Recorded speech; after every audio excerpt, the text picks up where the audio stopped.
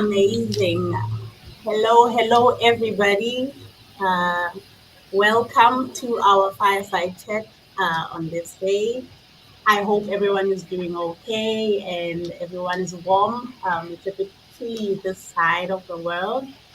We would like to welcome everybody and feel free to tell us who you are, where you are from, and what vibes it's giving for you today. For me, it's giving inspirational. I'm excited to be here and I'm excited to have our amazing guest speakers from SAP, as well as the team from Umuzi and everyone, our learners from wherever you are from today. Welcome. So yeah, let us know where you are from, where you are joining us from, and the vibe that the day is giving.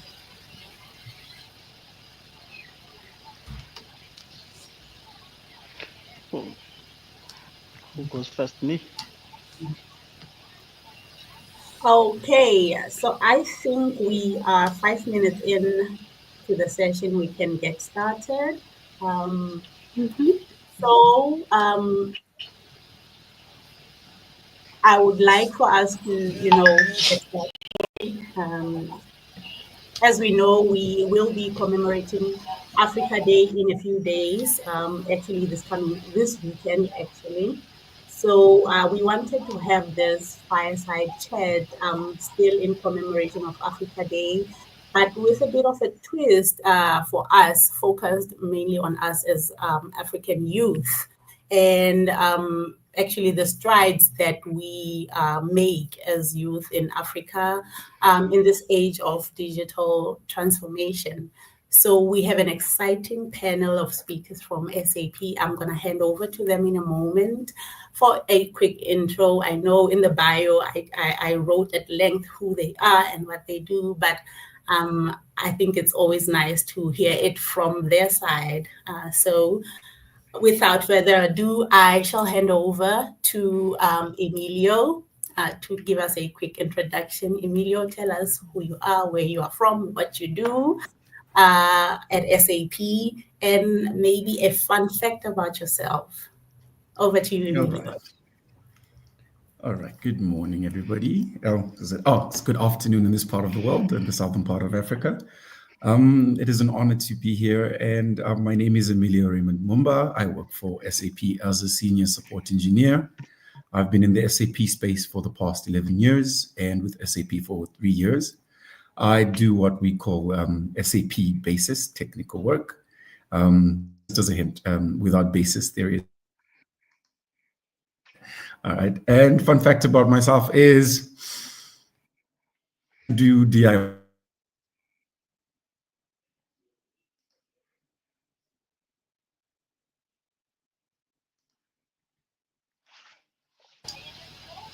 Okay, I think we've lost Mr. Emilio there due to some technical difficulties. So maybe we could just go to you, Mr. Letau. Could you please introduce us while we wait for Mr. Okay. Emilio? No worries. Thank you, Bongi. Good morning. I saw these people from Nigeria, and I believe it's still morning there. Good afternoon to the guys in South Africa. And I've not seen any other country. So, yeah, my name is Letau Riba, as you guys have seen on my bio. So I currently work for SAP as an enterprise architect in the customer advisory department of SAP, where we often work in the pre-sale side of the world before customers make a purchase to try and give them some kind of sound advice on how everything that they'll be buying or utilizing will fit together and the type of value it will add to their business. So I have been at SAP just over 8 years now. I started as a pre-sales advisor or solution advisor, then moved into the architecture role. Prior to that, I spent a number of years in the consulting space where I did I worked in retail, and I also worked in a little bit in banking and mining, so implementing retail solutions and procurement solutions. So that's basically about me. A fun fact about me. Wow, that's a tricky one. Eh? So I was struggling with that, but I went to my friend Chat GPT to say, after me abusing it, what does it think is a fun fact about me? And the answer was, based on my profile as a techie, it is quite a weird thing that I am into livestock. So I'm today sitting with Oh, 7 goats and 12 chickens as part of my livestock collection. So that's the fun fact about me. amazing. Oh, lovely to hear that. Amazing. Uh, nice to have Yes. you back, Mr. Emilio. Yes, unfortunately, technology has its downfalls. Yeah. Yes, so we were holding our breath there to hear a fun fact about you before we got cut off. So yeah. All right. So, fun fact about me is I like to do DIY, do it yourself activities around fixing my car, fixing any household repairs that need to be done, but nothing too intense. So, I don't want to break anything. So, I just keep it simple, nothing hectic. Great, great. Yeah, I'm also a DIY girly. I haven't done much, but yeah, that's me. I like to start things from scratch. So yeah. So guys in the audience, Emilio and Letau, we've got SAP learners, which is the bulk of our audience. So I am pretty sure from what you said in your introduction, they are already inspired and aspiring to get where you are in the near future. So yeah, so let's get into it. Our topic for the day: breaking barriers, reimagining African youth in the age of sustainable digital transformation. So our topic says it all. And at this moment, I would like to hand over to Emilio again to just share your thoughts and really what comes to mind when we speak about reimagining our youth, the African youth, in this age of the digital sustainable enterprise. And also, maybe just to add on to that, we would like to know a bit about what inspired you as an African to pursue, or African youth to pursue a path in really a technology-based organization, and how that has shaped your professional and personal journey. Over to you, Emilio. All right. Thank you, Frida. So for me, the theme that you have brought forth in reimagining African youth in the age of sustainability technology transformation really brings forward a new barrier that I think we as Africans should take time and be part of the journey. We talk about the various digital revolution or what we would call the new AI age. I mean, from AI age, you've got the need for computing, quantum computing that is coming into play, all those factors. I think it's important that we must bring in our abilities and capabilities and understanding of what that means for us as Africans. And not only that, but what it can also do for our day-to-day livelihood. To be part of that will really help us see how we are a big player in the world.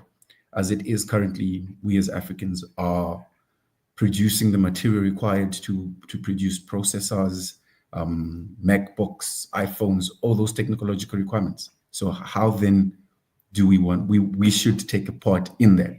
So I think for me, one thing that encouraged me to do this was, for the longest of time, I watched movies like Transformers. I watched Terminator. Those were things that made me think about, say, for example, Terminator talks about Skynet. Please do understand I'm sort of a turkey nerd type of person, so I do watch things like that. So quite very interesting. So when you look at things like that, if you look at where Terminator came from, that was in the late 80s.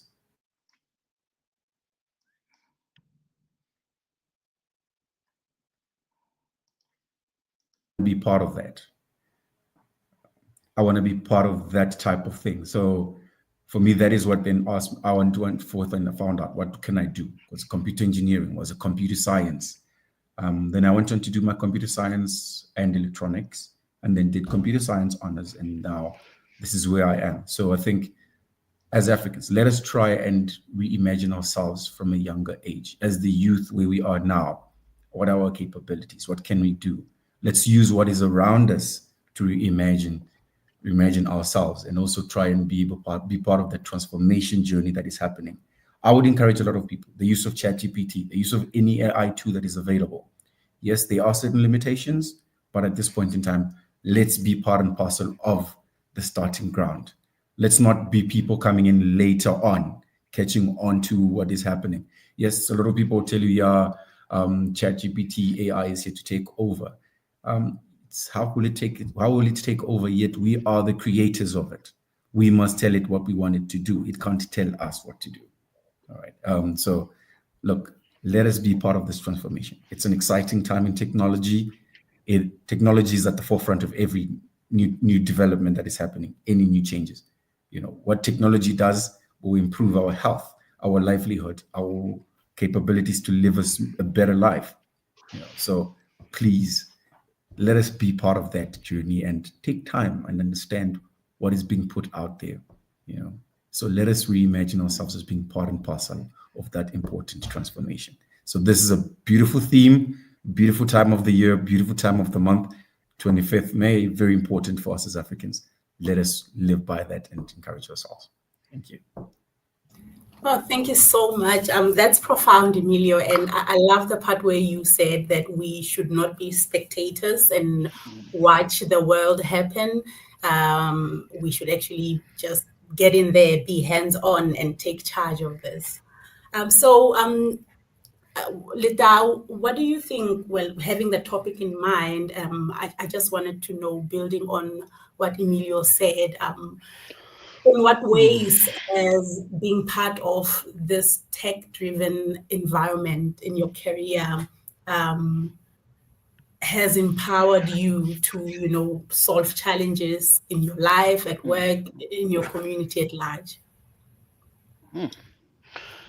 Yeah, loaded question, and I think Emilio have said quite a mouthful, but I want to come at a slightly different angle. I believe that we live at a most scary and at the same time very exciting time, right? So scary in a way that technology has always been evolving very fast than any other industry. But starting recently, just over 2 years ago, the acceleration that we've been seeing, it has been very terrifying. Previously, if you look at how long it took for the likes of Facebook to gain 1 million users versus how long it took for ChatGPT to reach the same milestone, it is much more scarier what technology can do and its adoption now. At the same time, it's very exciting because all of a sudden we're getting all of these tools that it can be overwhelming to use, it can be scary sometimes to use, but also it is something that needs to empower us. So looking at Africa, for the longest time, I think in Africa, we've been spectators. And to a certain extent, I think we are still looking at how the Chinese market and the United States, how much they're investing in AI, what they're building there. But there is something that Africa has that nobody else has. And I think, Frida, you mentioned that what we have here is majority youth. So we have the youngest in Africa, we have the youngest population than any other part of the world. So we are the next decision makers of the globe. I do not care which continent. So we are the people that need to make the next decisions of what the world is going to look like. So that is something that I would like African youth to live by. Know that we have the youngest population. The tools that are coming are going to be the tools that we need to utilize. And we need to learn them than be terrified or overwhelmed by what they can do. Earlier, when I was introducing myself, I said that the fun fact I shared was actually an answer that I got out of ChatGPT, which is based on what it learned about me over time. Because I took it upon myself to get into very long conversations with ChatGPT. Sometimes some arguments, sometimes just to try and understand certain concepts about technology, about life that I can always use ChatGPT for or any other AI tool. So the people in this call today as the SAP Educate to Employ community, I think you guys have an exciting time ahead of you. It is a fast-paced industry, but you have the tools to utilize. So my take is embrace them, use them, and make sure that you always one step ahead and understand how those things can help in your communities in and everything start in your household. How you use AI at home is the same way that you'll eventually use it in the community and at work. Wow. Oh, yeah, it's quite still giving inspiration to me, Letau. Thank you so much for that. And to your point, Africa is home to one of the youngest populations, and we indeed live in this scary but exciting times. And the onus is on us to, embrace it and make the most out of it in terms of improving where we are in our lives and our communities and our continent.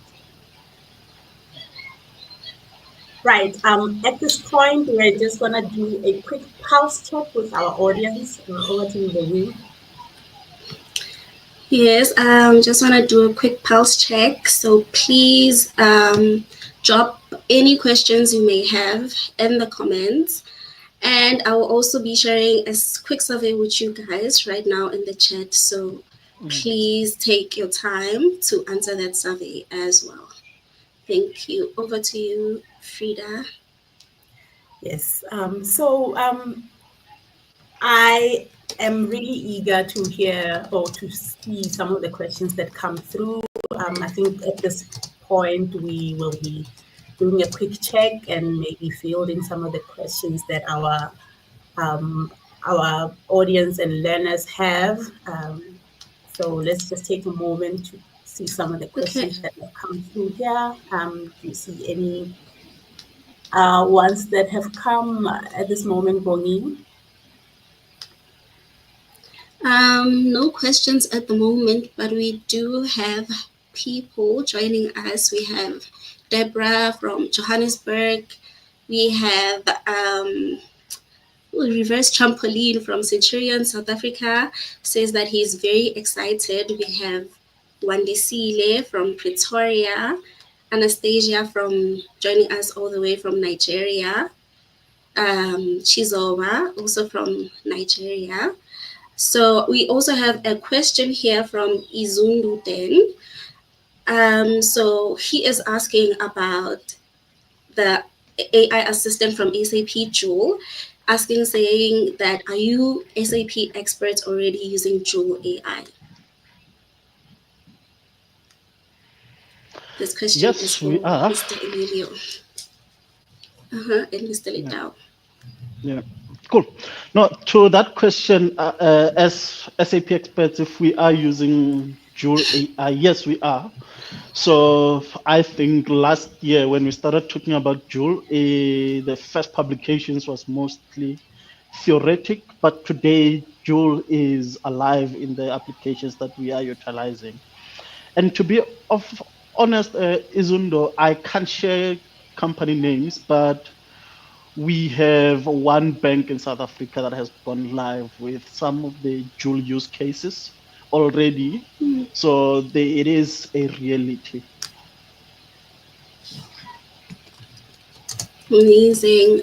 We have another question from Reverse Trampoline asking, what are the major changes that you have seen as a result of the switch to S4HANA Cloud? All right. The major change, it needs to be, it's a broad question. Then there's different elements to it. There's infrastructure, there's infrastructure changes, there's a skills gap that is possibly an impact there, and also you're looking at the capabilities of the customer as well. It is quite broad, but as we're seeing, from one thing that we're seeing is that for cloud change, infrastructure is one thing. There's a lot of development happening around that. We have Google coming through, AWS. All these are busy working on the data centers, obviously within different regions. With the cloud, with the HANA cloud, the biggest problem that comes about is obviously the jurisdictions within various countries. Certain data is sensitive and certain data cannot be hosted in other countries. So, and like I've mentioned, AWS, Google, Microsoft, the likes are all coming into the picture, trying to ensure that they've got data centers in the various countries required. There is a lot of traction, but obviously infrastructure needs to be within certain countries due to certain legislation and legal requirements. Yeah. Can I just add on that question? Maybe I think one of the major change personally I've witnessed with a switch to S/4HANA Cloud is the speed of adoption, right? So SAP ERP projects used to be very long, very expensive. We are seeing the period of implementation shortening up. In the public cloud, it's even much worse. Personally, I've seen a customer here in South Africa using a public cloud that has gone live with S/4HANA public cloud in about 6 months, while in the olden days, this project used to take long. So the speed of implementation, but also just how people interact with the product is much more streamlined. It's easier to use than I hope none of you know the old SAP GUI screens. You can Google them. But I really pray that none of these people in this call are using that, where you have to memorize 1,000 transaction codes. Oh, yes. So we have another question from Wandisile. She's asking, what is the best way for a beginner to gain hands-on SAP experience outside of formal training? Is there a way to do that also? It's usually easier to learn on the job. Support. So when I'm not sure whether are you within SAP or do you have any contacts? Because then the best way to do it is to actually just get an opportunity to sort of shadow somebody who's actually doing actual SAP work. Because then each customer has got different ways of doing things. Each customer's got different business processes in place. We do try keep everything to a standard. We do try and keep everything to a standard, but that is not always the case. Sorry about that. That is not always the case. So I think for hands-on training and formal training, engagement with people that are actually in the industry, you could potentially even reach out to us and see where you are, what you can do. But formal training, formal training is usually I'm not going to say it's a challenge, but it is just shadowing somebody. That is one best way to actually do that. Maybe to add, I see we've lost Frida, but she'll come back. Maybe to add on what Emilio just shared, it is quite tricky to gain hands-on experience on SAP outside of formal training, right? Because just on how SAP is structured. So my advice will be depends also on what you are trying to learn. If you are trying to learn something like the business technology platform, which is more where there's development and integration, there is a free trial account that you can use. Get onto those and play around with it. Try to see on the internet if there's no use cases. But when it comes to the business application side, the ERP and the other cloud-based softwares, it's very, very challenging to get a hands-on experience. My advice would be also, besides shadowing people, when you don't yet have a job, look out for events of SAP where either hosted by SAP or hosted by partners. Attend those events, go there, talk to people, network, and offer your services, right? And I'm pretty sure you will be able to get some people who are willing to take you on, because SAP skills are very scarce in the market. Then where SAP is demonstrating, also we have some booths. Go there, talk to the people on those booths, ask them questions about what they're doing, how they're doing it. And there you gain quite a lot of business insights, because at the end of the day, SAP software is to enable business. So that will help you also to try and get some foot into the door. That is true. I truly also am a firm believer on making meaningful connections and attending these events. You really get to meet people who will give you sound advice and sometimes who will even be open to mentor you. So thank you for those lovely questions, guys. We'll come back to the questions. I will hand over to Frida now. Yes. So I've been checking in the chats, and no one is asking this question, so I'll go ahead and ask it. It's more of a comment than a question to Emilio and Letau. It's a classic question. If you were to give advice to the upcoming SAP associate, what would it be entering into the world of work in a dynamic environment such as SAP, as well as the SAP ecosystem? What tools, whether it's soft or hard skills, do they need to equip themselves with?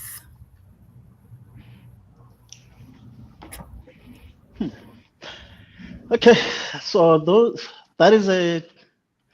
so there are different things, right? So, but what I can tell you, the biggest thing that I've seen is the soft skills will go a long way in helping you as an associate, because the reality is the training that you often receive is not adequate to give you access to what is going on in the market. You'll get to a company and you might even not understand what the hell they're talking about, while you actually have the certification. You didn't cheat, you wrote it fair and square, and you passed, because of just how fast things are evolving and also how people use the SAP technology. Every company is different.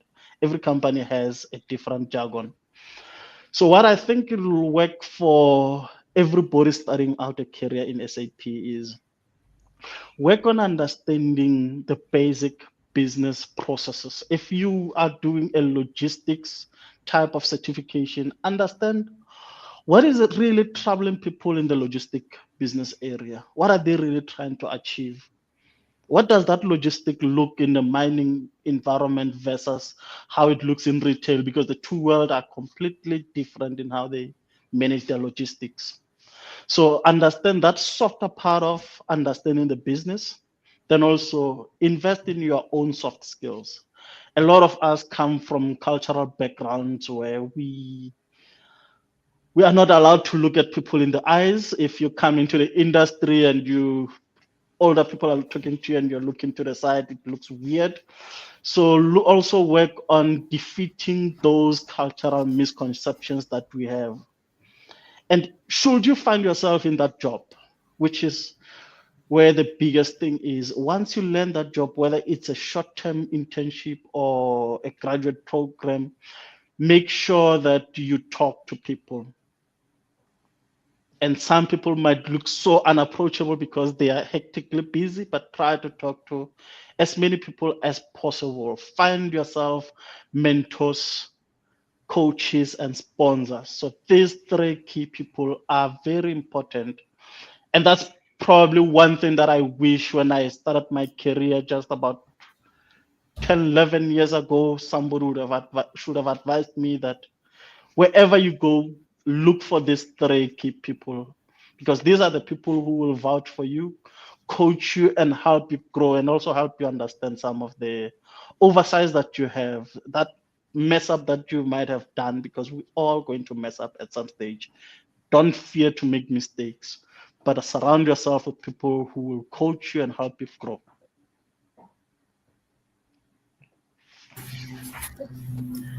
Emilio, your take on this? All right. I think Dallas just mentioned the most key aspect of it. Soft skills. Soft skills are very important. Just the word hello will get you very far in life. The minute you do say hello to somebody, it makes it the difference. The person makes it easier. You make it easier to engage with the person. And also the soft skills. Never be afraid to ask. If you don't ask, then you won't know. It's better you ask and somebody says no. But the fact that you asked, that's an important aspect. Asking for help, asking for direction, asking for understanding, it's always important. Put yourself out there. Take time to just ask simple questions.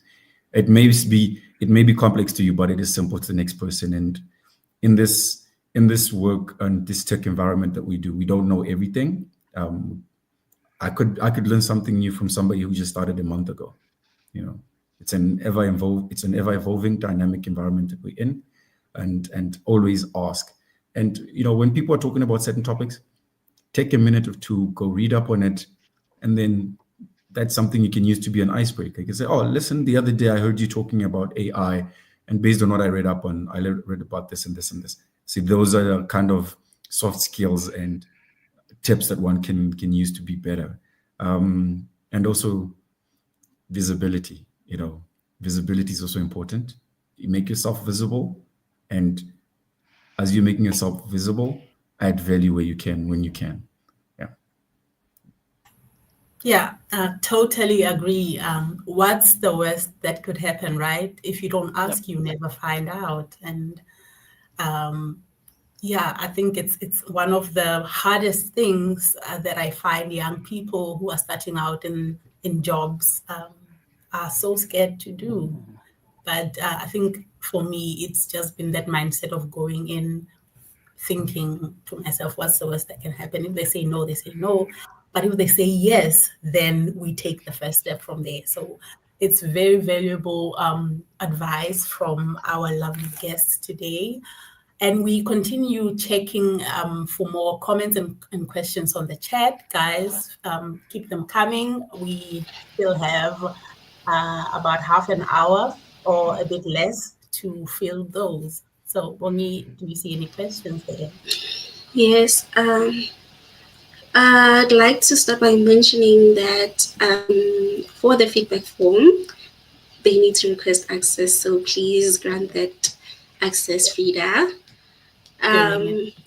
Also, for our SAP Pros, we have a question from Deborah Ricordo asking, what is your take on tech stack?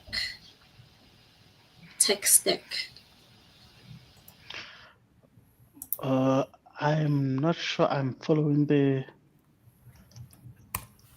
What's your tech stack? Okay, what's your tech stack? Sure, guys. SAP is a huge place, right? So once we start talking about tech stack, it's a very variety. So let's start with. Historically, we have ABAP, which is the technology stack that was built and defined by SAP. It is what we use to still build majority of the S4HANA components. There's a tech stack called NetWeaver is going out, don't have to invest much in that. But look into the business technology platform. They also, because of the world is evolving, we are no longer SAP is no longer a closed company that is only using its own tech stacks. We are now using technology stacks openly from the market. We are using JavaScript and a few others. So inside the business technology platform, we have a lot of other technology stacks that you can learn and utilize. And also there's multiple products that came to SAP through acquisitions that use different technology stacks. So if you, Deborah, if you are into development and or coding, look into our business technology platform. There's multiple tech stacks you can explore there. I believe we do have MongoDB, we have Node.js, we have JavaScript and a few others. Then there's also the SAP proprietary type of tech stacks, such as the Business Application Studio, which is to develop in the SAP language. So look into that. I hope I've answered your question, Deborah. If I've not answered it enough, just text again. I'll try to get more into detail. Emilio, anything that you want to add there? Yeah, I think we've got a variety of technologies that we use within SAP, as mentioned by Letau. As you're quite aware, HANA being our very own proprietary database, which is the successor of what we call MaxDB. That was our own in-house built database. We used quite some years back. We still have customers using that. That's where I learned my installation and database administration skills. So very interesting. And then we also do have ASE. That's one of our softwares. But as you guys mentioned, we are actually able to use Microsoft, Oracle, DB2 from IBM, variety of other technologies that are within our tech stack. So we are open and we do use, and I think going forward, there's integration. We have what we call an integration suite, which then allows us to communicate with what we call non-SAP products. Always non-SAP products are ones that we do not produce, the likes of Microsoft, Oracle, and all that. Then we do have our new suite that we actually use, what we call our business technology stack, BTP, the BTP platform. So the BTP platform allows for such integrations. Within the BTP, we offer a variety of other tools and technologies that allow us to do so. So we're quite broad, we're quite big. Believe it or not, some of the functionalities that are offered within SAP, oil, manufacturing, pharmaceuticals, it's quite broad. It is big. So yeah, there's still a lot for you to learn, so much to do within SAP. So the tech stack in SAP is quite big, quite large, quite vast. Yeah, but on the Amazing. database area, we're more now using HANA database for all of our applications. So that was also the other area to look into. Thank you for that, Mr. Emilio and Letau. I have another good question here on how major is the skills gap as a result of the cloud switch, and would you say that programs like E2E will be able to adequately address it with the certifications and tracks they offer us?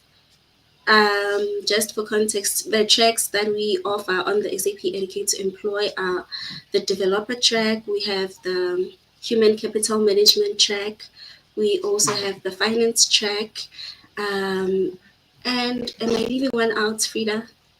Oh, and the general technology pathway, which is very similar to the developer pathway, and also has like customer support components. Okay, so can I answer that? Was that a question from Reverse Trampoline? Okay, so I'll Yes. answer that to say, yes, there is a major skills gap as a result of the cloud transformation, right? And that is part of the reason why quite a few customers are still resisting going to the cloud, because they are a little bit afraid, they don't have the right skills. So I believe you guys are on the right track to learn what the cloud can do and how it can do it. So what you need to also focus on is, besides understanding what the cloud is, what business value does it add to customers? So that when you land that interview and that cloud question comes, you don't only answer it from understanding what the cloud is, but why should they care as an SAP adopting company?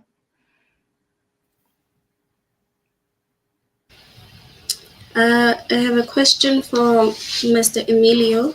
What initially drew you to SAP, and how has your journey evolved over the years?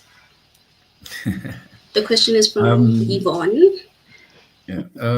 So yeah, it's really a funny one. I got exposed to SAP by a company called APUs. I was telling the guys earlier on.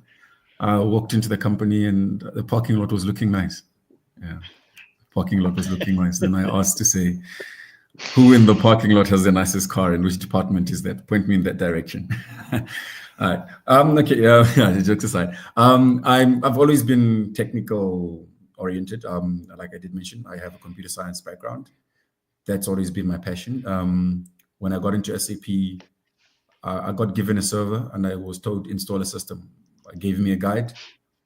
I read up the guide, I ran commands, and the next day I had a system. And that fulfillment for me was exciting. I didn't know I could do that, but I just read the document, tried what I could.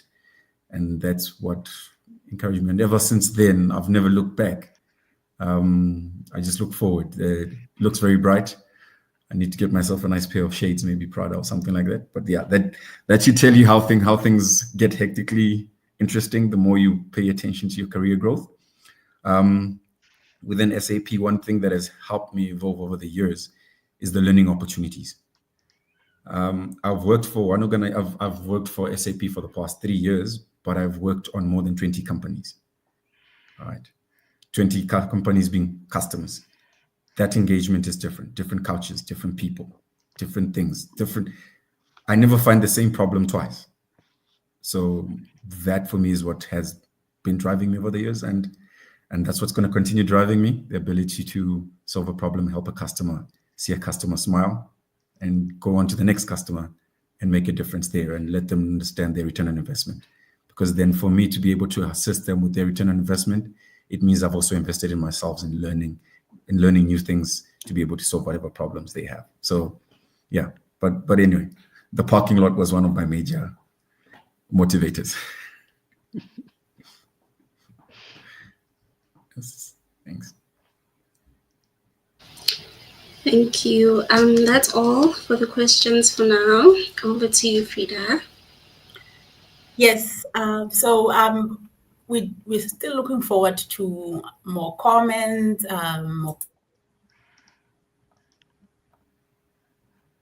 Frida, you went on mute. You unmuted. My apologies, I'm busy rambling here. So I was saying that we've got 15 minutes left, and we are still welcoming more comments, more questions from you guys. I saw a very interesting comment. I'm not sure if it's a comment or a question there from Izundu, saying for SAP HANA DB admins, do we need to learn S/4HANA? And do we need to know the business analysis and business requirements gathering, writing user stories? This is for HANA database admins and integration devs. Okay, I'll take this one. I believe you do have an understanding of how the SAP layout is. Obviously, it's the application layer, which is the S4 and the HANA database. All right. Within the database, you have the database administrator. So as a database administrator, you ensure that the database is performing well, the database is accessible by the application, database maintenance. But within the HANA database, there are different aspects to it. There is a security component to the HANA database. There is a process modeling aspect to it within the HANA database. There is a developer aspect to it. There's an integration aspect to it. So all of these are different areas. So you can, and unfortunately, you can't wear all the hats. So you just need to zoom in specifically within the area of your expertise. Yes, you do need to understand the relationship between the application and the database. All right, because they're both dependent of each other. So you look at it from, there's a technological aspect to it, and there's a functional and a business process to it. So you just need to be sure which area do you want to go into, and then for deep dive further into the areas of interest to you specifically. Yeah, I hope that answers your question. Can I add? So I believe, and that's my personal belief, right? I believe everybody that works in the SAP space need to have the basic understanding of the ERP, which is the S/4HANA, at a basic level. It's a database that means you're not too worried about the business processes per se, but you need to understand them at a high level, because at the end of the day, your job is to make sure that those processes run well. And SAP, as I said earlier, is a business application. So that will help you also have confidence when you're in meetings and people are discussing things about the S4HANA side to understand what exactly they're saying, and also, in a way, also help to understand what it means for your specific role. Then on the business analysis side, just entry level, right? And you need to have, and you can Google this after this session. There's this personal development framework where you look at the T-shaped, right? So there's things that you need to know at a high level.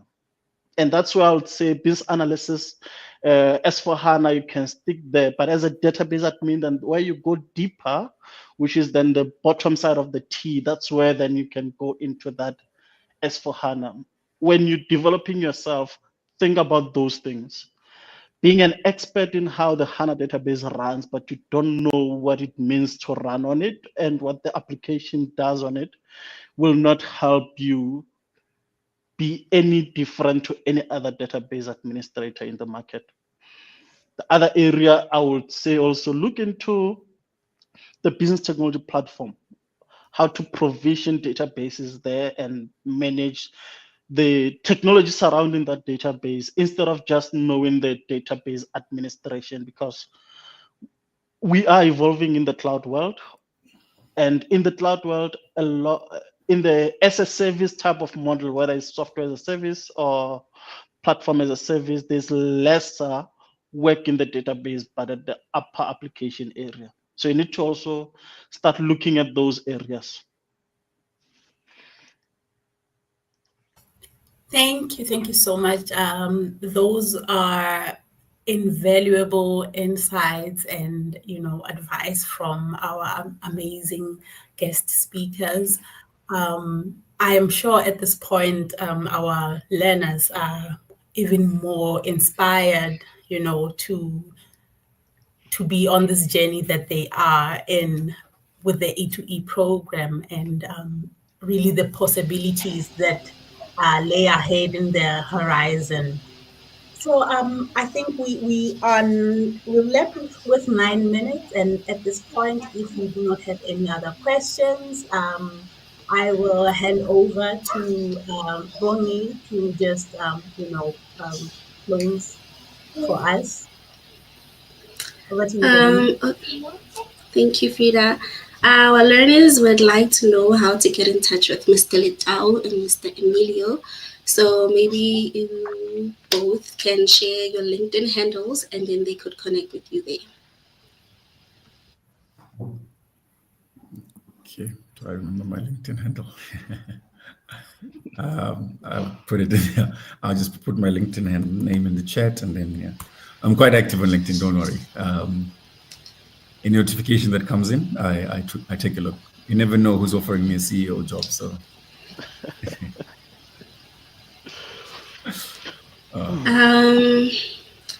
Okay, there is one more question. What are the biggest infrastructure skills gap hindering SAP adoption in Africa, and how can the youth help bridge them?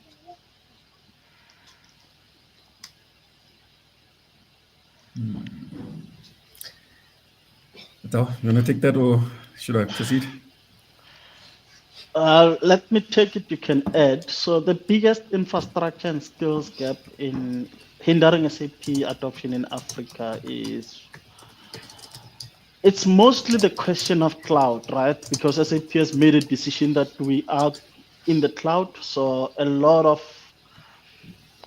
I don't think it's really an infrastructure issue, because today, as Emilio mentioned, we have AWS, Azure, and Google Cloud having data centers in South Africa, and we can host any majority of the application throughout Africa. We have Zimbabwean, Kenyan customers running from data centers in South Africa.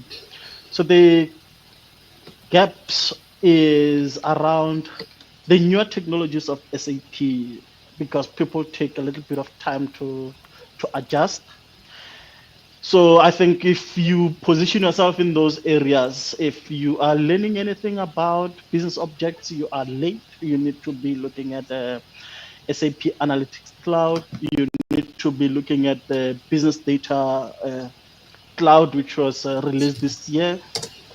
You need to be looking at S/4HANA, how the cloud works. Then the other thing that you also need to familiarize yourself with, I think, is the idea of data sovereignty. It is something that is coming more and more in the question of cloud adoption, where some people misunderstand what it means. So that is an area that I think also need to look into.